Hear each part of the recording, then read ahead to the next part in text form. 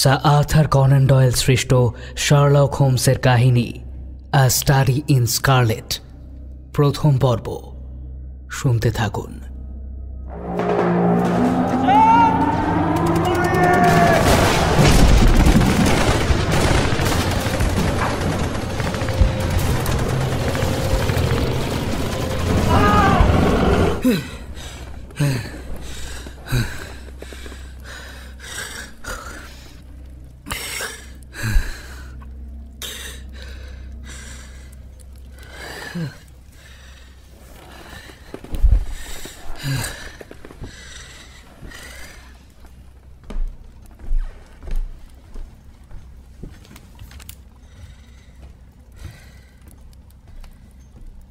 Look at this one. Look at this.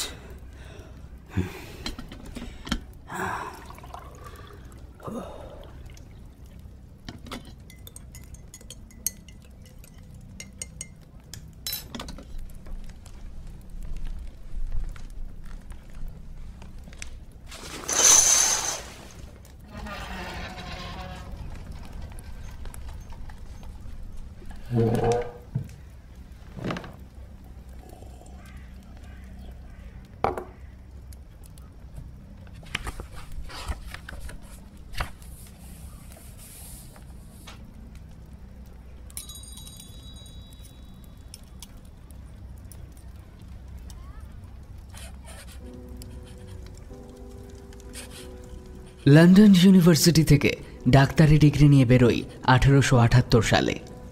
ওখান থেকে সোজা চলে যাই নেটলি, সার্জারি নিয়ে পড়ব। সেখানে পড়াশোনার পার চুকিয়ে সামরিক বাহিনীতে যোগ দিলাম, 5th নর্থাম্বারল্যান্ড ফিউজিলারিজ, অ্যাসিস্ট্যান্ট সার্জনের পদে। এবার গন্তব্য ছিল ইন্ডিয়া। বোম্বেতে পা রাখতে না রাখতে খবর এলো আফগান যুদ্ধ বেঁধে গেছে। আমাদের সৈন্যদল তখন গিরিকন্দরে আফগানদের বিরুদ্ধে লড়ছে, সুতরাং অন্য অফিসারদের সঙ্গে আমাকেও যেতে হলো কান্দাহারে। আফগান যুদ্ধের পর্ব আবার অনেকের বরাত ফিরিয়ে দিয়েছিল, সম্মান এসেছে, প্রমোশন এসেছে। অবশ্য আমার ভাগ্যে এসব জোটেনি, শুধুই দুর্ভোগ কুড়িয়েছি। একসময় ব্রিগেড থেকে আমাকে সরিয়ে দেওয়া হলো। যখন বার্কশায়ারের সঙ্গে মেইওয়ানদের যুদ্ধ বাঁধল, তখন আমি সম্মুখ সমরেও যাই। একটা জিজাল বুলেট এসে আমার কাঁধে লাগে, সাবক্লেভিয়ান ধমনীটাকে জাস্ট ছুঁয়ে বেরিয়ে যায় গুলিটা। হাড়টা অবশ্য ভাঙে। সে যাত্রা আরদালি মুরের জন্য পিতৃপ্রদত্ত প্রাণটা কোনো মতে রক্ষা পায়। ওই আমাকে একটা ঘোড়ার পিঠে চাপিয়ে শত্রুদের মধ্যে থেকে বাঁচিয়ে নিয়ে আসে। কি নিদারুণ শারীরিক কষ্ট পেয়েছি বলে বোঝাতে পারবো না। আমাকে পেশোয়ারের সদর হাসপাতালে ভর্তি করা হয়েছিল। একটু সুস্থ হয়ে আমি হাসপাতালের অন্য ওয়ার্ডে ঘুরে বেড়াতে পারতাম, বারান্দায় বেরোতাম। তারপর আমার আবার আন্তরিক হয়ে গেল। উফ, সে আর এক ভয়াবহ অভিজ্ঞতা। শরীরটা একেবারে ভেঙে গেল। মেডিকেল বোর্ডের সিদ্ধান্ত মেনে ওরন্টেজ নামের একটা সামরিক জাহাজে চড়ে 1 মাস সমুদ্র যাত্রা করে আমি ইংল্যান্ডে ফিরে এলাম। শরীরের অবস্থা দেখে গভর্নমেন্ট আমাকে 9 মাসের বিশ্রাম দিল।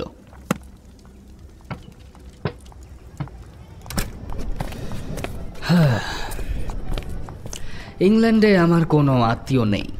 দৈনিক খরচ বাবদ 11.5 সিলিং মেলে। লন্ডনের একটা হোটেলে এসে উঠলাম, কিন্তু ভাড়া ইত্যাদি দেখেই বুঝলাম এভাবে তো বেশি দিন চালানো যাবে না।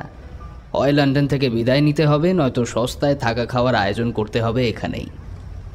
আর যেদিন এসব নিয়ে মনস্থির করেছি, সেদিনই লন্ডনের ক্রাইটেরিয়ান বারে দেখা হয়ে গেল স্ট্যামফোর্ডের সঙ্গে।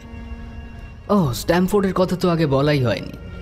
এককালে ও আমার ডাক্তারিতে সাহায্য করত, ড্রেসিংয়ের কাজটা সারত। খুব যে মাখামাখির সম্পর্ক ছিল তা অবশ্য নয়, কিন্তু অনেক দিন পর দেখা হতে কি যে ভালো লাগলো তা বলে বোঝাতে পারবো না। স্ট্যামফোর্ড, ও মাই গড ওয়াটসন, ও মাই গড, ভাবতে পারিনি তোমার সঙ্গে এতদিন পর দেখা হয়ে যাবে। কি খবর তোমার? তুমি বলো, তোমার কেমন চলছে সব? আমারই চলে যাচ্ছে। এই বাজারে আর কেমন থাকতে পারি বলো। যাক, আর তুমি বলো। লন্ডন আমার কাছে ক্রমশ মরুভূমি হয়ে উঠছিল। সেখানে স্ট্যামফোর্ড প্রায় মরুদ্যান সমান হয়ে এলো। তোরও সে কি আনন্দ! দেখা সাক্ষাৎ হতেই আনন্দের চোটে একটা ছ্যাকরা গাড়ি ভাড়া করে নিয়ে আমরা লাঞ্চ করার জন্য হলবর্নের দিকে রওনা হলাম। স্ট্যামফোর্ড আমাকে জিজ্ঞেস করলো, আচ্ছা তোমার কি অবস্থা বলো তো? হাড় জিরে চেহারা হয়ে গেছে, রংটাও একেবারে পুড়ে তামাটে হয়ে গেছে। সংক্ষেপে অ্যাডভেঞ্চারের গল্পগুলো শোনাতে শোনাতেই হলবর্ন পৌঁছে গেলাম।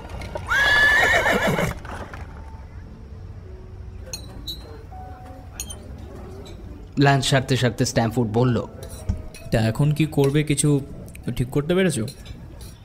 আপাতত সস্তায় থাকার জন্য একটা বাসা খুঁজছি। স্ট্রেঞ্জ, আজকে তুমি হলে দ্বিতীয় ব্যক্তি যার কাছে আমি এই সস্তায় মাথা গোজার ঠিকানা খোঁজার কথা শুনছি। তাই নাকি? প্রথমটা কি শুনি? সে হচ্ছে ওই হাসপাতালের ল্যাবে চাকরি করে। যদিও থাকার মতো একটা ঘর পেয়েছে, খরচটা বেশি বলে শেয়ার করতে চায়, মন মতো লোক পাচ্ছে না। বলো কি, ঘর শেয়ার করতে চায়, খরচা ভাগাভাগি? আরে আমিও তো তাই চাইছি, শেয়ার। স্ট্যামফোর্ড আমার দিকে খুব অদ্ভুতভাবে তাকিয়ে বলল, ওর নাম শার্লক হোমস। ওকে তুমি চেনো না, তবে আমি চিনি। ওর সঙ্গে তুমি থাকতে পারবে না। কেন? না থাকার কি আছে? কোনো সমস্যা আছে নাকি? না না, ওর বিরুদ্ধে কিছু বলছি না, আমি মানুষ হিসাবে যথেষ্ট ভালো, তবে বিজ্ঞানের কিছু ব্যাপার নিয়ে অতি উৎসাহী বলতে পারো। ও মেডিকেল স্টুডেন্ট বুঝি? না না না না না, ও কী করতে চায় সেটাই তো আসল ধাঁধা। অ্যানাটমিতে তুখোর, কেমিস্ট্রিতে আবার তার থেকেও বেশি ভালো বোঝে। উল্টো পাল্টা বিষয়বস্তু নিয়ে পড়াশোনা করে, প্রচলিত শিক্ষার কোনো ধার ধারে না। এত নলেজ রাখে যে একবার যদি সে মুখ খোলে প্রফেসররাও ঘাবড়ে চুপ করে যায়। তা তোমার এই হোমসকে কি করতে চায় কখনো জিজ্ঞেস করোনি? মানে ওর লক্ষ্য কি? ওর পেট থেকে কথা বের করা প্রায় অসম্ভব কাজ, তবে একবার যদি কথা বলতে শুরু করে তখন আবার কথার ফুলঝুরি ছোটায়। বাহ, এরকমই তো একটা সঙ্গী চাই আমার। আফগান যুদ্ধের পর থেকেই ভাঙা শরীরে শব্দ, উত্তেজনা এসব সহ্য হয় না। এমন একটা বন্ধু চাইছিলাম যে বই পড়বে, কম কথা বলবে, নিরালা ভালোবাসবে। তা তোমার এই বন্ধুর সাথে দেখা করা যায় কিভাবে? সেটাও ল্যাবে গেলেই দেখতে পাবে। খামখেয়ালি টাইপের লোক তো, হয়তো দেখা গেল যে টানা কয়েকদিন ল্যাবেই এলো না। আবার এটাও হতে পারে যে সপ্তাহের পর সপ্তাহ ওই ল্যাবেই পড়ে আছে। চলো চলো, খাওয়া দাওয়া শেষ করে নিয়ে ওখানেই যাওয়া যাক। বেশ, তাই হবে বলে আমরা অন্য কিছু নিয়ে আলোচনা করতে লাগলাম। হলবর্ন থেকে বেরিয়ে একটা ছ্যাকরা গাড়ি ধরে নেওয়া হলো। পথে স্ট্যামফোর্ড হোমসের ব্যাপারে অনেক কথা বলল। দেখো ওয়াটসন, যদি পরবর্তীকালে হোমসের সঙ্গে তোমার থাকতে অসুবিধা হয় তাহলে কিন্তু আমাকে কিছু বলতে পারবে না। ল্যাবে যেটুকু দেখেছি ওকে, তার বাইরে ওর সম্পর্কে বিশেষ কিছু জানি না। তুমি নিজের দায়িত্বেই দেখা করতে চাইছো, পরে আমাকে যেন কিছু বলো না। বনিবনা না হয় ঘরটা ছেড়ে দেব, এর থেকে আর বেশি কি হবে? কিন্তু সত্যি করে বলো তো ভাই, ও কি খুব বদমেজাজি লোক? সব কথা কি আর বোঝা যায়? ও যে এত বেশি সায়েন্টিফিক সেটাই আমার সহ্য হয় না। আবেগ কম, হিমশীতল যুক্তি শুধু, জ্ঞানের পেছনে ধাওয়া করতে থাকা একটা মানুষ। আচ্ছা আচ্ছা, তোমাকে বলি শোনো। ধরো চামড়ার ওপর একটা গবেষণা হচ্ছে, জিনিসটার প্রতিক্রিয়া জানার জন্য কোনো একটা কেমিক্যাল সমেত পুরো বন্ধুর গায়ে ছিটিয়ে দিতে পারে, এরকম অদ্ভুত। তবে এটা নয় যে কারোর ক্ষতি করার জন্য সে সেটা ইচ্ছে করে করবে। তাহলে লোকটার মনটা তো ভালোই। হ্যাঁ, তবে বাড়াবাড়ি করে মাঝে মাঝে। মরা কাটার ঘরে যাদের মূল কাজ, তাদের গিয়ে যদি কেউ লাঠি পেটা করতে আরম্ভ করে তাহলে ব্যাপারটা কি খুব সুস্থ মস্তিষ্কের তোমার মনে হয়? হ্যাঁ, মরাকে লাঠি পেটা? ইয়েস। মৃত্যুর পর মানুষের দেহের আঘাত কতখানি ফুটে উঠতে পারে সেটাই যাচাই করছিল। আমি নিজে ছিলাম ওখানে, দেখেছি। তো এই তো বললে মেডিকেল স্টুডেন্ট নয়। না না, কিসের ছাত্র কে জানে। দেখা করতে যাচ্ছ, নিজেই বুঝে নিও এখন। একটা সরু গলির মধ্যে আমাদের গাড়িটা গিয়ে দাঁড়ালো। সামনে মস্ত হাসপাতাল, এদিকটা সব চিনি। পাথরে সিঁড়ি বেয়ে ওপরে উঠে গেলাম। টানা লম্বা করিডোর, দুদিকে চুনকাম করা সাদা দেওয়ালে ভাঙা দাঁতের ফোকরের মতো সারি সারি দরজা। এক প্রান্তে একটা গলিপথ পার করে কেমিক্যাল ল্যাব। ল্যাবরেটরির ঘরটা দেখলাম বিরাট উঁচু, ঘর জুড়ে টেবিলে টেবিলে সাজানো রয়েছে শুধু শিশি বোতল, বকযন্ত্র, টেস্ট টিউব, বুনসেন বার্নার বসানো আছে থরে থরে। অত বড় ঘরটাতে একজন নিমগ্নভাবে কাজ করছিল। আমাদের পায়ের শব্দে ফিরে তাকালো। তারপরেই আচমকা একটা টেস্ট টিউব হাতে নিয়ে খ্যাপাটে ভাবে পেয়েছি পেয়েছি বলতে বলতে আমাদের দিকে ছুটে এলো। পেয়েছি পেয়েছি।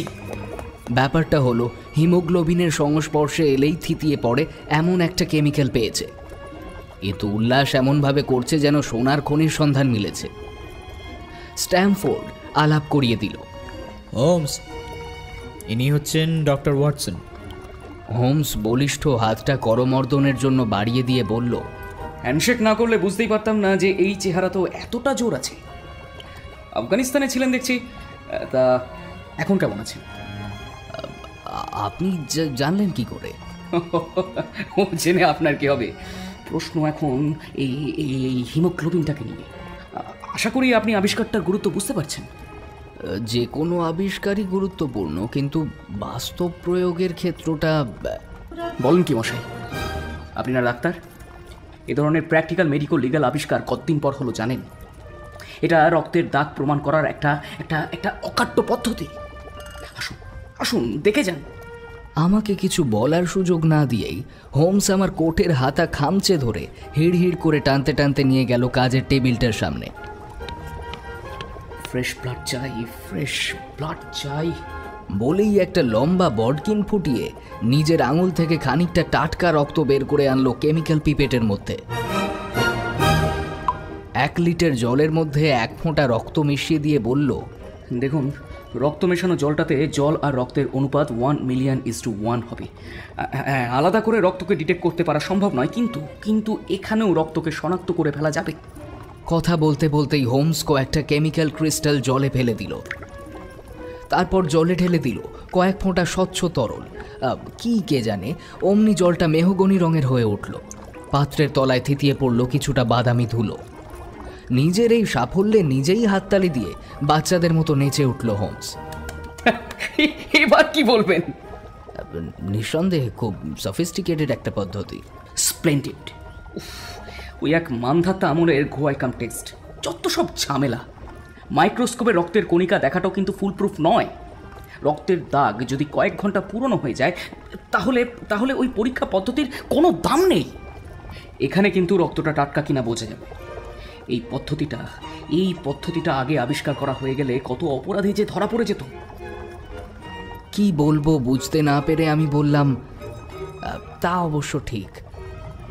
খুন করার কয়েক মাস পরে হয়তো খুনির ওপর সন্দেহ হল। তার জামা কাপড় পরীক্ষা করে বাদামি দাগও মিলল, কিন্তু কে বলে দেবে যে সেটা রক্তেরই দাগ? কারণ ফলের রসের দাগ হতে পারে, লোহার জং হতে পারে। এই সমস্যাটা নিয়ে ডিল করতে গিয়ে আচ্ছা এক্সপার্টের মাথা ঘুরে গেছে, কিন্তু আর ঘুরবে না। শার্লক হোমসের টেস্ট এবার সব মুশকিল আসান করে দেবে। আমি লক্ষ্য করছিলাম কথাগুলো বলতে বলতে লোকটার চোখ দুটো জল জল করে উঠল। বুকের বাঁ দিকে নিজের ডান হাতটা আলতো করে ঠেকিয়ে বাঁ পাটা একটু পিছিয়ে নিয়ে নতশিরে এমন কায়দা করলো যেন ওর সামনে দাঁড়িয়ে থাকা হাজার হাজার দর্শক অভিবাদন জানাচ্ছে ওকে, যেটাকে বলে বাও। আমি মজা করে বললাম, আপনাকে অভিনন্দন জানানো উচিত মিস্টার হোমস। হোমস আমার কথায় তেমন পাত্তা না দিয়েই বলল, গত বছর জার্মানির ফ্রাঙ্কফুর্টে ভন উইসচপের নামে একটা কেস ছিল। আমার এই টেস্ট যদি তখন আবিষ্কার করা হয়ে যেত তাহলে ভন উইসচপের ফাঁসি হওয়ার কথা। এরকম আরও গোটা 20 কেসের কথা আমি জানি। ব্র্যাডফোর্ডের মেসন, নটোরিয়াস মুলার ও নিউ অর্লিয়েন্সের স্যামসন, পলিওর লেভেফার। এই টেস্ট তখন থাকলে। স্ট্যামফোর্ড হেসে বলল, তুমি তো দেখছি ভাই চলন্ত ক্রাইম ডিটেক্টর। আচ্ছা শোনো একটা কাজ করো, তুমি না একটা কাগজ বের করতে পারো, নিয়ে নাম দিও পুলিশ ডায়েরি, ভালো চলবে কিন্তু। হোমস নিজের আঙুলের ক্ষতটাতে স্টিকিং প্লাস্টার লাগাতে লাগাতে আমার দিকে তাকিয়ে বলল, আসলে আমাকে একটু সাবধান থাকতেই হয়, কত রকম বিষ নিয়ে কাজ করি তো। দেখলাম ওর হাতের নানা জায়গায় বিস্তর স্টিকিং প্লাস্টার সাঁটানো রয়েছে, কয়েকটা জায়গায় অ্যাসিডের পোড়া দাগও। স্ট্যামফোর্ড নিজে একটা টিপয় টুল নিয়ে বসে আমার দিকেও একটা বাড়িয়ে দিল। তারপর হোমসকে বলল, আমরা একটা কাজ নিয়েই এসেছি। আসলে এই যে ওয়াটসন থাকার জায়গা খুঁজছে। কদিন ধরে তুমিও বারবার বলছিলে যে শেয়ার করার মতো সঙ্গী পাচ্ছ না, দুজনেরই দুজনকে দরকার, তাই ভাবলাম দেখাটা করিয়েই দিই। হোমসের চোখে মুখে আনন্দই দেখলাম। সে বলল, বেকার স্ট্রিটে একটা আস্তানা দেখেছি, দুজন থাকার জন্য এনাফ। আচ্ছা, কড়া তামাকে গন্ধে কি আপনার অস্বস্তি হবে? আমি নিজেই শিপ ব্র্যান্ডের তামাক ইউজ করি। ও বেশ। আর আর কেমিক্যাল স্মেলে আমি আসলে একটু এক্সপেরিমেন্ট করতে পছন্দ করি। No issue. বাহ, বেশ। এবার ভাবতে দিন যে আমার আর কি কি বদগুণ আছে। মাঝে মধ্যে গুম হয়ে বসে থাকি, হয়তো 1 সপ্তাহ কথাই বললাম না। আপনি কিন্তু ভাববেন না যে আমি রাগ করেছি। একলা থাকতে দিলে আমি আবার আগের মতোই নর্মাল হয়ে যাব। আচ্ছা, এবার আপনার দিকটা বলুন। একসঙ্গে যখন থাকবোই, আগে থেকে একে অপরকে জেনে বুঝে নেওয়াটা খুব দরকার। বদগুণ কিনা জানি না, একটা বুলডগের ছানা পুষি। ঝগড়া করতে পছন্দ করি না, চেঁচামেচি থেকে শতহস্ত দূরে থাকি। নার্ভের কিছু সমস্যায় ঘুমের ব্যাঘাত ঘটে, মাঝরাতে উঠে বসে থাকি, খুব কুঁড়ে। আর শরীর ঠিক থাকলে আর একটা বদগুণ মাথা চাড়া দেয়। অবশ্য এগুলোর থেকে সেটা ভয়ানক কিছু নয়। বেহালা বাজালে রাগ করবেন? একেবারেই না, তবে বেসুরো বাজালে খেপে যাব। এতেই হবে। আমার ধারণা আমাদের কোনো সমস্যাই হবে না। এবার বাসাটা আপনার পছন্দ হওয়া দরকার। কখন দেখা যাবে? কাল দুপুরে এখানে চলে এলে আমরা একসঙ্গে দেখতে যাব। হ্যান্ডশেক করে বললাম, ওকে ডান, কাল দুপুরে আসছি। তবে আমি আর স্ট্যানফোর্ড বেরিয়ে এলাম। হোমস ল্যাবেই রয়ে গেল।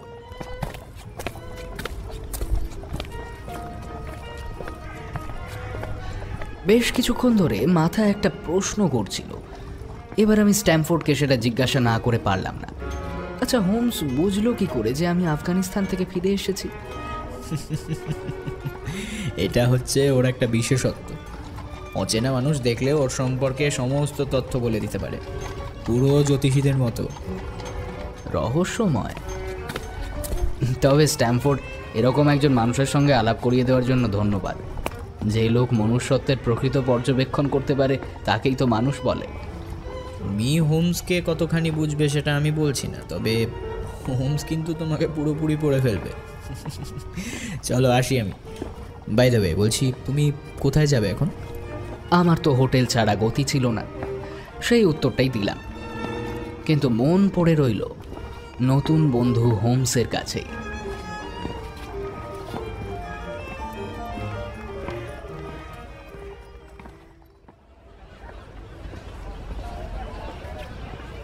হোমসকে যেমনটা বলা ছিল ঠিক সেটা মেনেই পরদিন চলে গেলাম 221 বেকার স্ট্রিটের বাড়িতে।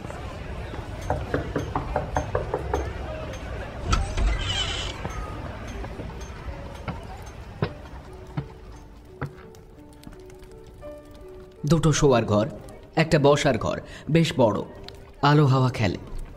ঘরটায় দুটো বড় বড় জানলা, আসবাব দিয়ে সাজানো, ভাড়াও সাধ্যের মধ্যে, শেয়ার করলে গায়ে লাগার মতো নয়। ওখানেই কথা মিটিয়ে বাড়ির দখল নিলাম। সেদিনই সন্ধে নাগাদ হোটেল থেকে মালপত্র নিয়ে এলাম। হোমস এলো পরদিন সকালে, ওর সঙ্গে কয়েকটা ব্যাগ আর পোর্টমান্টো। জিনিস বের করে গোছাতেই 2 দিন চলে গেল। তারপর নতুন পরিবেশে সাজিয়ে ফেললাম নতুন সংসার। হোমসের সঙ্গে থাকতে মোটেই খারাপ লাগছিল না। শান্ত প্রকৃতির মানুষ, রুটিন মেনে চলে, 10টার পরে রাত জাগে না, সকালে আমার আগেই ঘুম থেকে ওঠে, প্রাতঃটা সেরেই বেরিয়ে যায়। ওর দিন কাটে কেমিক্যাল ল্যাবে, ডিসেকশন রুমে, কখনো আবার পায়ে হেঁটে গোটা শহরটা ঘোরে।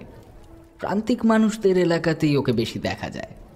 অফুরন্ত প্রাণশক্তি। অবশ্য এসবের উল্টোটাও দেখেছি। একদিন মরার মতো বসে থাকে, কথা বলে না, স্বপ্নাবিষ্ট মানুষের মতো শূন্য দৃষ্টি। তখন ওর সাথে দুবেলা থাকি তাই জানি, বাইরের লোক হলে ভাবতাম নেশা টেশা করে। তবে ওর সঙ্গে যতই থাকতে শুরু করলাম ততই ওর প্রতি আমার একটা অদ্ভুত আগ্রহ তৈরি হলো। আশ্চর্য ব্যক্তিত্ব, চেহারাটাও চোখ টানে, 6 ফুটের বেশি লম্বা, মেধহীন বলে আরও বেশি দীর্ঘ মনে হয়। উজ্জ্বল চোখ দুটোতে শানিত দৃষ্টি, বাজ পাখির ঠোঁটের মতো নাক, আত্মবিশ্বাসে ভরপুর, চোখ কোনো চোয়ালে দৃঢ় মানসিকতা। অ্যাসিড, অন্যান্য কেমিক্যাল বা কালির ঘাত প্রতিঘাতে হাত দুটো বিবর্ণ, অথচ সূক্ষ্ম থেকে সূক্ষ্মতর এক্সপেরিমেন্টের সময় দক্ষ শিল্পীর মতো কাজ করে ওর হাতের আঙুল। আপনারা এই বর্ণনা শুনে বিরক্ত বোধ করছেন কিনা জানি না, তবে হোমসকে নিয়ে কথাগুলো না বললেই নয়। ওর ব্যক্তিগত জীবন সম্পর্কে কতবার প্রশ্ন করেছি, কিন্তু উত্তর পাইনি।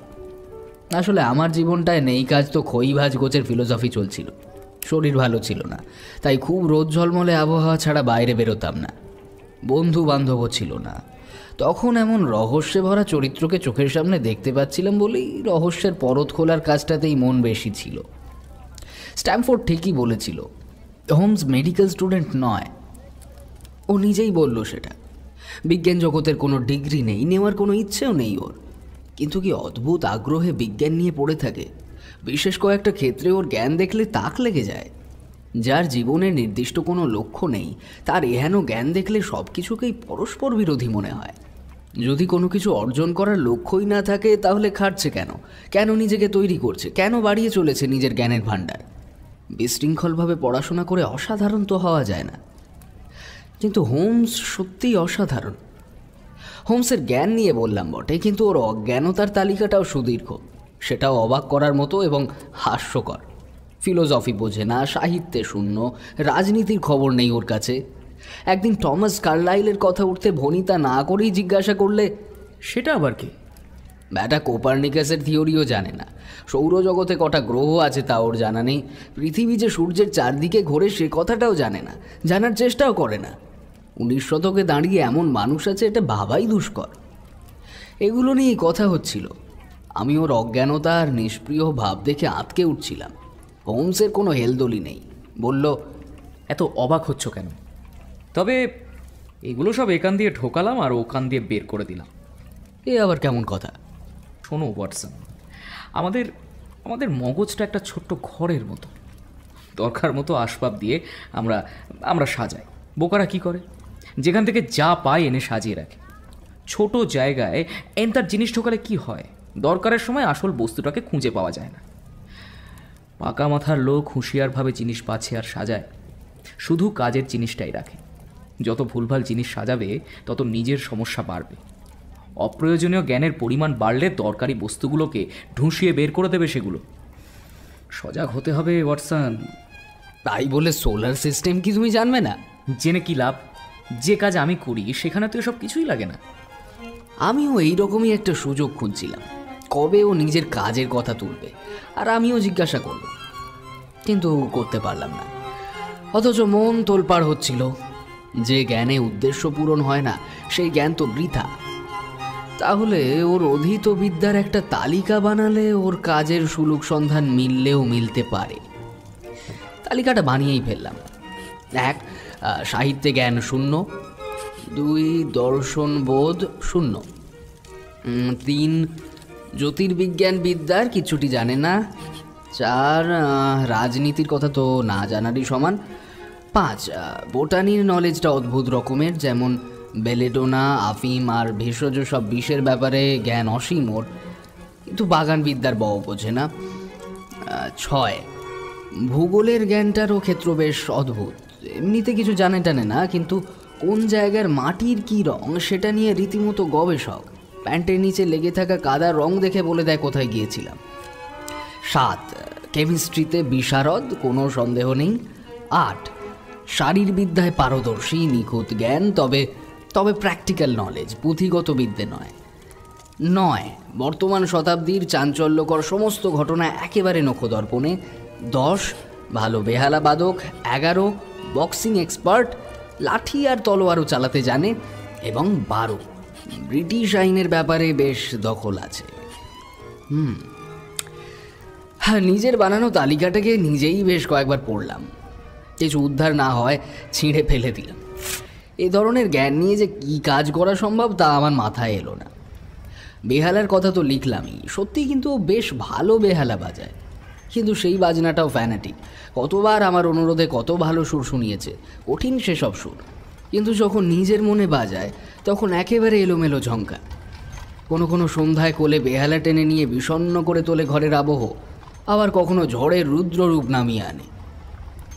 তবে সেগুলো শোনা এবং শুনে সহ্য করার মতো সহিষ্ণুতা আমার আছে বলেই ওর এ ধরনের এক্সপেরিমেন্ট করা সম্ভব হয়।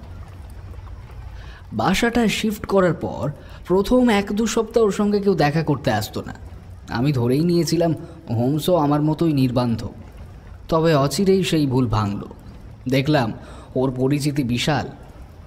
সমাজের নানা স্তরের মানুষের সঙ্গে ওর ওঠা বসা। একজন বেটে মতো লোক প্রায়ই আসতো, নাম লেস্ট্রেড।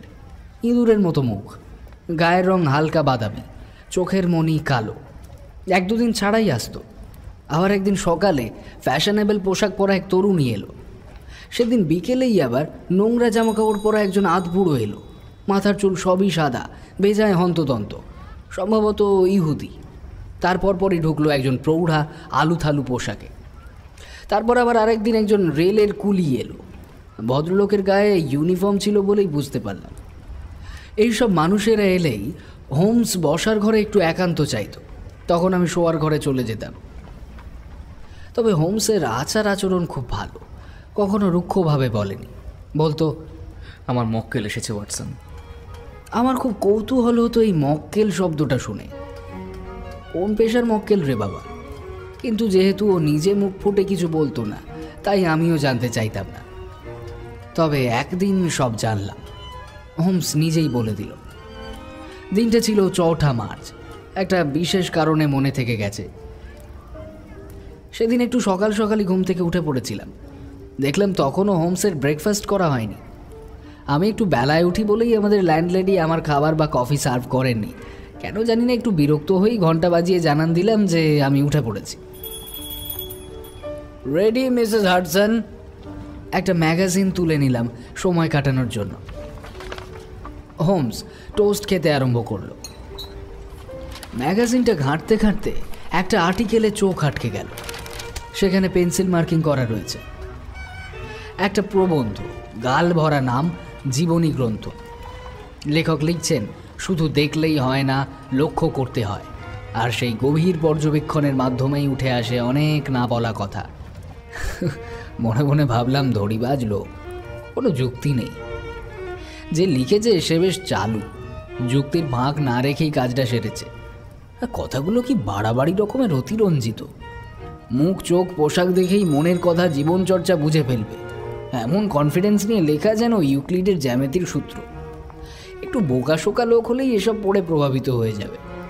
অচেনা কাউকে দেখা মাত্র তার জীবিকা বলে দিলে লোকে কালা জাদু ভেবে নেয়, কিন্তু আসলে তা নাকি গভীর পর্যবেক্ষণের ফলাফল। যত সব। লেখক বলতে চাইছেন, নায়াগ্রা বা আটলান্টিক মহাসাগরের অস্তিত্ব জানার দরকার নেই। এই 2 জায়গার জলের পর্যবেক্ষণ দ্বারাই নাকি বলে দেওয়া সম্ভব যে এমন 2টি জলের উৎস বিদ্যমান, এবং আমাদের জীবনও নাকি এমনই বিভিন্ন শৃঙ্খলার মাধ্যমে গাঁথা হয়েছে। সেই শৃঙ্খলার একটা গাঁটকে যদি জানা যায়, চেনা যায়, তাহলে তর্কবিদ্যা আর যুক্তির দ্বারা গোটা জীবনটাকেই অনুমান করে ফেলা সম্ভব।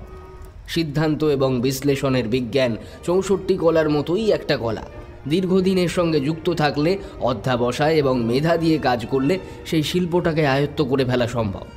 আবার এটাও ঠিক যে এটার সর্বোচ্চ বিন্দুতে পৌঁছানোর মতো দীর্ঘ জীবন এই মরজগতে কারোর কাছে নেই। উফ বাবারে! পড়া শেষ করে ম্যাগাজিনখানা দমাস করে টেবিলের ওপর নামিয়ে রেখে বিরক্তি সহকারে বললাম, এসব ভুলভাল কথা বলার আর জায়গা পায় না, রাবিশ। এরম লেখা জীবনে পড়িনি। আরে হচ্ছেটা কি? ততক্ষণে আমার ব্রেকফাস্ট এসে গেছে। ডিমটাকে চামচ দিয়ে কেটে মুখে পুড়তে পুড়তে ম্যাগাজিনখানা দেখিয়ে বললাম, এই যে দেখো, এই প্রবন্ধটা, এইটার কথাই বলছিলাম। তুমিও তো পড়েছো দেখছি, পেন্সিল দিয়ে মার্কিং করেছো। আমি স্বীকার করছি যুক্তি টুক্তি দিয়েছে, কিন্তু সবটা বানা যায়? এমন সব লেখা কি করে যে ছাপে? রেলের ভিড়ে ভরা কামরায় এই লোকটাকে নিয়ে গিয়ে বাদবাকি লোকেদের জীবিকা জিজ্ঞেস করতে হবে, তবে বুঝতে পারবে অত সোজা নয়। চেহারা দেখে কার কি পেশা উনি নাকি বলে দেবে। তুমি বাজি ধরবে? হেরে যাবে কিন্তু। আর এই প্রবন্ধটা আমার লেখা। তোমার লেখা? আমারই লেখা। দেখা আর লক্ষ্য করা এই দুটোর মধ্যে অনেক তফাৎ। আর কোনো কিছু লক্ষ্য করলেই আমি অবরোহণ পদ্ধতিতে সিদ্ধান্তে চলে আসি। তুমি এগুলোকে উদ্ভট, কাল্পনিক, সব অনেক কিছু মনে করেছো বা বলছো, কিন্তু এটা বাস্তবসম্মত এবং 100% সায়েন্টিফিক। সত্য এবং বাস্তবের ওপর নির্ভর করেই আমার রুজি রোজগার চলছে। আচ্ছা আচ্ছা, দাঁড়াও দাঁড়াও, তোমার পেশাটা কি? পেশা? আমি একজন কনসাল্টিং ডিটেকটিভ। আশা করি বুঝতে পারছো। লন্ডন শহরে তুমি অনেক ধরনের ডিটেকটিভ পাবে, সরকারি ডিটেকটিভ, প্রাইভেট ডিটেকটিভ। তারা যখন ভুল পথে চলে যায়, কোনো কেস নিয়ে হাবুডুবু খায়, তখন তারা আমার কাছে আসে। আমি তাদের সূত্র ধরিয়ে দিই, ঠিক পথে ফেরাই। তারা সাক্ষ্য প্রমাণ আমার সামনে এনে দাঁড় করিয়ে দেয়, আর আমি অপরাধ বিজ্ঞান এবং অপরাধীদের ইতিহাসকে কাজে লাগিয়ে সেগুলোকে পরপর সাজিয়ে একটা সিদ্ধান্তে উপনীত হই। সমস্ত অপরাধপ্রবণ মানুষের একটা নির্দিষ্ট প্রবণতা থাকে ওয়াটসন, তাদের কাজের মধ্যে মিল থাকে। যদি 1000টা অপরাধের ঘটনা নখদর্পণে থাকে, তাহলে 1001 নম্বর অপরাধীকে আমি খুঁজে বের করে ফেলতে পারি। এই যে লেস্ট্রেড, ও কিন্তু একজন নামজাদা ডিটেকটিভ। সম্প্রতি একটা জালিয়াতির ঘটনায় নিজেই জড়িয়ে পড়েছিল, আর উদ্ধার পাওয়ার জন্যই এত ঘন ঘন আসছিল। আর যে অন্য লোকগুলো আসে, ওদের বেশিরভাগ জনকেই পাঠিয়েছে কোনো না কোনো প্রাইভেট তদন্তকারী সংস্থা, এবং প্রত্যেকটা মানুষই কিছু না কিছু ঝামেলায় জড়িয়ে রয়েছে। দেখো, আমি ওদের কথাবার্তা শুনি, ওরা আমার কাছ থেকে মন্তব্য আশা করে, সেগুলো করিও। আমার টিকা টিপ্পণীতে ওদের সমস্যার সমাধান হয়ে যায়, আর পরিবর্তে ওরা আমাকে আমার ফিস দিয়ে দেয়। এইভাবেই চলছে। হ্যাঁ, তার মানে তুমি বলতে চাইছো যে যে জায়গায় অপরাধ হয়েছে সেখানে না গিয়ে, না দেখে, শুধুমাত্র ঘরে বসেই লোকের কথার উপর ভিত্তি করে তুমি সেই অপরাধের সমাধান করে ফেলো?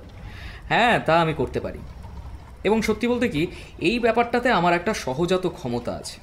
হ্যাঁ, তবে সবসময় ঘরে বসে কাজ হয় না, আমাকেও বেরোতে হয়, ছুটোছুটিও করতে হয়, ঘটনার জায়গায় গিয়ে সাক্ষ্য প্রমাণগুলোকে নিজের চোখে দেখতে হয়। বিজ্ঞানের প্রয়োগ করি, নিজস্ব পদ্ধতিতে কিছু এক্সপেরিমেন্ট করে অনেক সমস্যার সমাধান পেয়েছি। আর এই যে অবরোহণমূলক প্রণালীর কথাগুলো লিখেছি বলে তুমি মন্তব্য করলে, এটা কিন্তু একেবারে সায়েন্টিফিক। অত্যন্ত বাস্তব পর্যবেক্ষণের মতো শক্তিশালী হাতিয়ার আর দ্বিতীয়টি নেই ওয়াটসন। মনে পড়ছে, যখন তোমার সঙ্গে আমার প্রথমবার দেখা হয়েছিল, আমি বলেছিলাম যে তুমি আফগানিস্তান ঘুরে এসেছো। শুনে তুমিও কিন্তু বেশ অবাক হয়েছিলে। হ্যাঁ, তা হয়েছিলাম বই কি, তবে আমার আফগানিস্তানে যাওয়ার ব্যাপারটা হয়তো তুমি কারোর মুখে শুনেছিলে নাকি? তোমার আফগানিস্তানে যাওয়ার ব্যাপারটা আমি কিন্তু সত্যি আগে কারোর মুখে শুনিনি। তবে তোমাকে দেখা মাত্রই আমি স্থির সিদ্ধান্তে পৌঁছেছিলাম যে তুমি আফগানিস্তান ঘুরে এসেছো। এটাই হলো দীর্ঘদিনের অভ্যাস এবং চর্চা, যার ফলে তোমাকে দেখেই কতগুলো বিন্দু যাচাই করে নিয়ে আমি বলে দিতে পেরেছিলাম। হ্যাঁ, মাঝে কয়েকটা ধাপ থাকে, কিন্তু সেই ধাপগুলোকে নিয়ে আমাকে ভাবতে হয়নি বললেই চলে। এখন বলছি ধারাবাহিক যুক্তিগুলো, শুনলে তুমি বুঝতে পারবে যে আমি কিভাবে বুঝেছিলাম যে তুমি আফগানিস্তানে ছিলে। প্রথমে তোমাকে দেখা মাত্রই আমার মনে হয়েছিল যে তোমার চেহারাটা ডাক্তারের মতো, অথচ তার মধ্যে একটা মিলিটারি ভাব রয়েছে। তাহলে কি হতে পারে? তুমি একজন আর্মির ডাক্তার, গায়ের রং পুরে কালো হয়ে গেছে, অথচ এটা তোমার স্বাভাবিক রঙও নয়, কারণ দেখেছিলাম যে তোমার কনুইয়ের ওপরটা খুবই ফর্সা। তাহলে এখানে পাচ্ছি যে তুমি বিষুবরেখার কাছাকাছি কোনো একটা জায়গায় ছিলে, চোখ মুখ উদ্ভ্রান্ত, প্রচণ্ড কষ্টের মধ্য দিয়ে যেতে হয়েছে। সেটা শারীরিক কষ্ট হওয়াটাই স্বাভাবিক, বিশ্রামের অভাব মনে হলো, আর তুমি নিজের বাঁ হাতটাকে অস্বাভাবিক একটা ভঙ্গিমা নিয়ে আরও উঁচু করে ধরে রেখেছিলে, জখম ছিল বলে। বিষুবরেখার কাছাকাছি কোনো অঞ্চলে থাকলে একজন মিলিটারি ডাক্তারের পক্ষে এগুলো একদম স্বাভাবিক ব্যাপার ওয়াটসন। তাই টুক করে বলে দিলাম আফগানিস্তান। এত সহজে বলে দিলে, এডগার অ্যালান পোর দুপির মতো।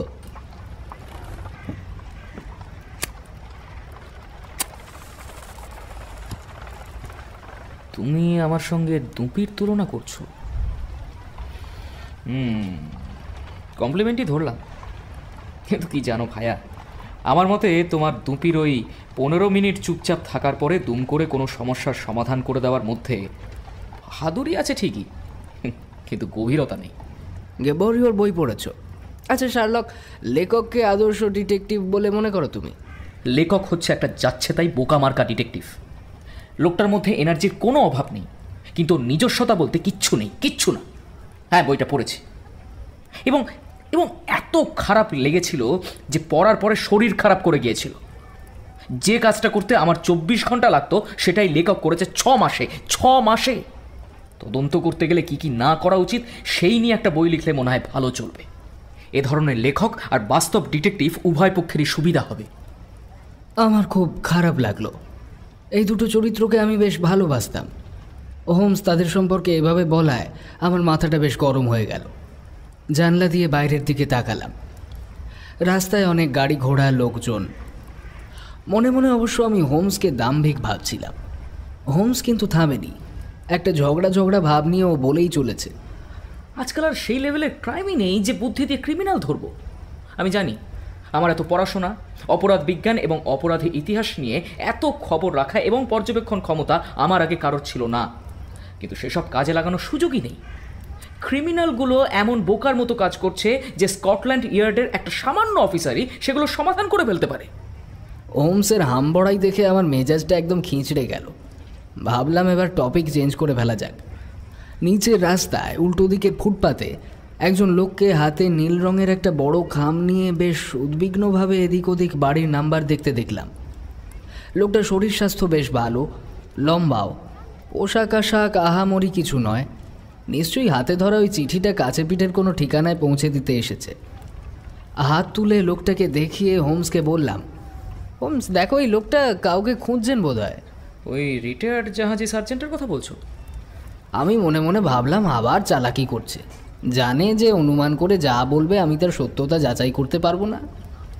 কথাটা ভাবছি এমন সময় লোকটা আমাদের বাড়ির ঠিকানা দেখে এপারে চলে এলো। দরজায় নক করতে শুনলাম, আর তারপরেই ধপধপ শব্দ করে ওপরে উঠে আসতে লাগলো।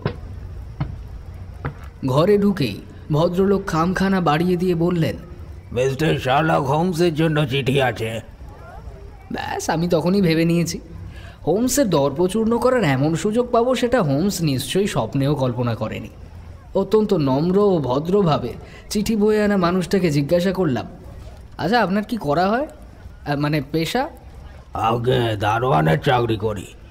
আজ গায়ে পোশাকটা নেই, জায়গায় ছিঁড়ে গিয়েছিল বলে রিপো করাতে দিয়ে এসেছি। বীর দর্পে হোমসের দিকে তাকিয়ে একটু হাসি হাসি মুখ করে আবারও লোকটাকে জিজ্ঞাসা করলাম, আগে কি অন্য কিছু করতেন নাকি? হ্যাঁ, সার্জেন্ট ছিলাম রয়্যাল মেরিন লাইট ইনফ্যান্ট্রিতে। আচ্ছা, আর কিছু বলার না থাকলে এবার আসি তাহলে।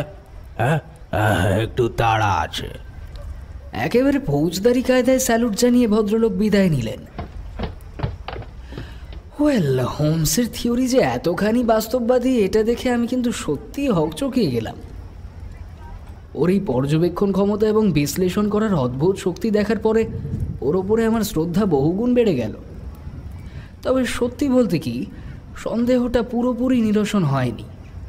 তখনও মনে হচ্ছিল হতেই পারে আমাকে হকচকিয়ে দেওয়ার জন্য পুরো ব্যাপারটাই সাজানো হয়েছে। নির্দিষ্ট কোনো উদ্দেশ্য নিয়েই হয়তো হোমস নিজের একটা চেনা পরিচিত লোককে এনে দাঁড় করিয়ে দিয়েছে। যাই হোক, হোমস তখন মন দিয়ে চিঠিটা পড়ছে আর গভীরভাবে কিছু একটা ভাবছে। আমি বেশ ভালোই বুঝতে পারছিলাম যে ওর মনটা আর এই ঘরে নেই। তবু ওকে প্রশ্ন করলাম, লোকটা যে জাহাজি সার্জেন্ট ছিল তা তুমি কি করে বুঝলে বলো তো? ওয়াটসন, ওটা এমন কিছু ব্যাপার নয়। কথাটা বলেই ওর মনে হলো খুব রূঢ় আচরণ করা হয়ে গেছে। তারপর বলল, আসলে একটা জিনিস খুব গভীরভাবে চিন্তা করছিলাম, আর চিন্তার মাঝখানে কথা বললে আমার একটু সমস্যা হয়। আচ্ছা, এবার তুমি একটা কথা বলো দেখি, তুমি কি সত্যি লোকটাকে দেখেও বুঝতে পারোনি যে যে ও আগে একজন জাহাজি সার্জেন্ট ছিল? না, একেবারেই বুঝতে পারিনি। কি করে বুঝবো? হ্যাঁ, মানে খুবই সোজা হিসেব। লোকটা যখন রাস্তার উপরে দাঁড়িয়েছিল তখনই আমি কিন্তু ওর হাতের উল্কির চিহ্নটা পরিষ্কার দেখে নিয়েছিলাম। নীল রঙের বিরাট একটা নোঙর আঁকা ছিল, অর্থাৎ জাহাজের সঙ্গে লোকটার একটা সম্পর্ক রয়েছে। চলাফেরায় মিলিটারি কায়দা আছে, গালপাট্টা জোড়াও জাহাজের নাবিকদের মতো। তাহলে মাথায় কী এলো বলো? জাহাজ, সমুদ্র, মিলিটারির কায়দা, এই যে আত্মমর্যাদা এবং কর্তৃত্বপূর্ণ মনোভাব, মাথা বেঁকিয়ে ছড়ি ঘোরানোর কায়দা, দৃঢ় সংকল্প ভাব, মধ্যবয়স্ক, এগুলো থেকেই বুঝে নিলাম যে ভদ্রলোক সার্জেন্ট ছিলেন, এখন রিটায়ার করেছেন। দারুণ দারুণ। এগুলো খুবই সামান্য ব্যাপার, এত বেশি উৎফুল্ল হওয়ার মতো কিছু নেই। হোমস এসব মুখে বলল বটে, তবে ওর মুখ দেখেই বুঝলাম ও আমার প্রশংসাতে বেশ খুশি হয়েছে। যাকে ক্রিমিনাল আর তার ক্রাইমের মেরিট নিয়ে একটু আগেই হাপিত্তেশ করছিলাম, আর আমার ধারণাটা ভুল প্রমাণিত করে এই চিঠিটা এসেছে। কথা শেষ করে হোমস আমার দিকে চিঠিটা ছুঁড়ে দিল। আরে, এ তো সাংঘাতিক ব্যাপার গো। আমি চিঠির বয়ান জোরে জোরে পড়তে শুরু করলাম। My dear mister Sherlock Holmes, Brixton রোডে 3 নম্বর লরিস্টন গার্ডেন্সে কাল রাতে একটা ভয়ানক কাণ্ড ঘটে গেছে। রাত 2টো নাগাদ ওই বিটের কনস্টেবল দেখে বাড়িটাতে আলো জ্বলছে। কনস্টেবল জানতো ওই বাড়িতে কেউ থাকে না। সে গিয়ে দেখে বাড়ির দরজা হাট করে খোলা। ঘরের মধ্যে কোথাও কোনো আসবাব নেই। মেঝেতে একজন ব্যক্তির মৃতদেহ পড়ে আছে।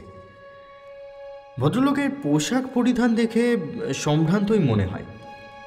পকেট থেকে একটা কার্ডে নাম ঠিকানা মেলে, Enoch J ড্রেভার, Cleveland, Ohio, USA। বাড়িতে ডাকাতির কোনো চিহ্ন মেলেনি।